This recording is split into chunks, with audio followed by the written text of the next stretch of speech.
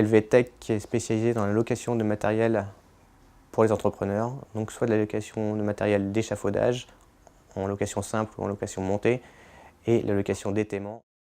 Nous avons décroché le contrat de la basilique Saint-Donatien à Nantes avec deux autres entreprises, l'entreprise Lefebvre qui s'occupe de tout ce qui est taille de pierre et l'entreprise Cruard pour tout ce qui est charpente bois. Donc, pour le chantier de la basilique Saint-Donatien, l'échafaudage sert essentiellement à la sécurité du bâtiment, à couvrir l'ensemble de la basilique pour éviter tout ce qui est infiltration d'eau lors des réparations, on va dire.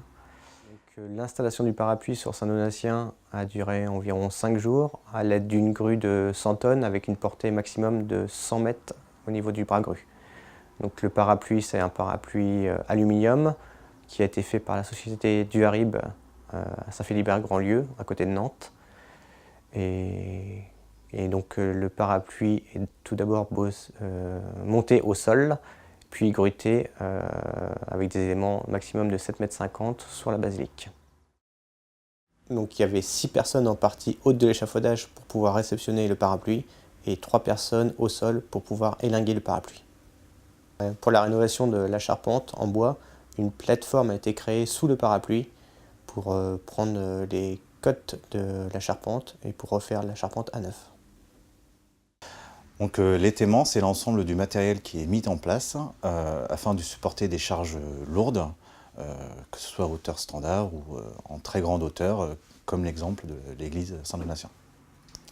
L'étaiement, il sert principalement à supporter toutes les voûtes qui ont été abîmées durant l'incendie et pour éviter toute la chute de pierre et permettre la réparation de toutes les voûtes.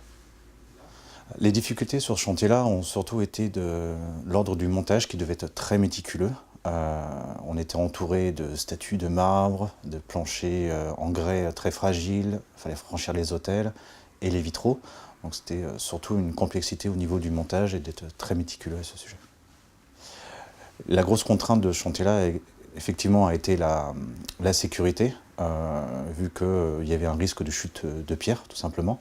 Et que du coup, on a dû monter l'étaiement tout en étant en sécurité, donc avec des plateformes mobiles à devoir bouger régulièrement pour être toujours en sécurité. L'étaiement a été monté à peu près en 6 semaines sur site.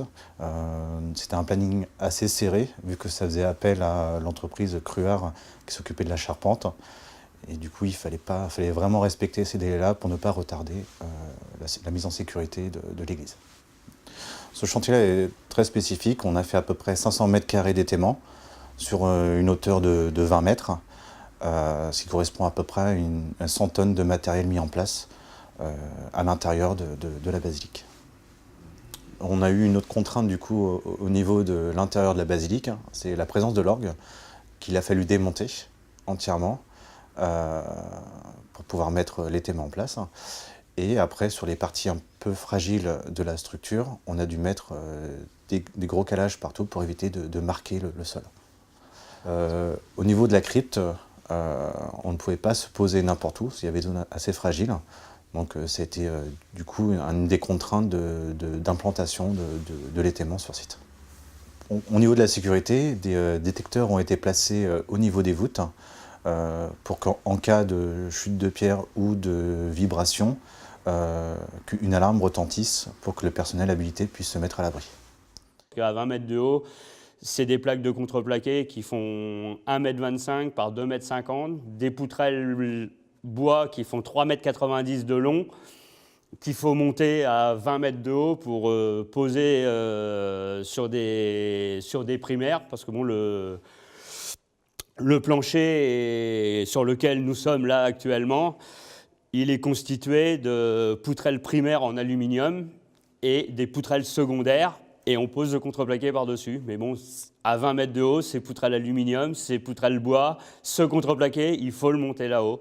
Heureusement, maintenant, les nouvelles technologies font qu'on a un monte-charge qui nous aide énormément. Ça fait qu'on gagne du temps et c'est quand même un peu moins pénible. Donc on a une quantité de matériel qui est assez pharaonique quand même, parce que bon, c'est pas tous les jours qu'on pose minimum 100 tonnes de matériel au niveau, ça c'est pour l'étaiement coffrage.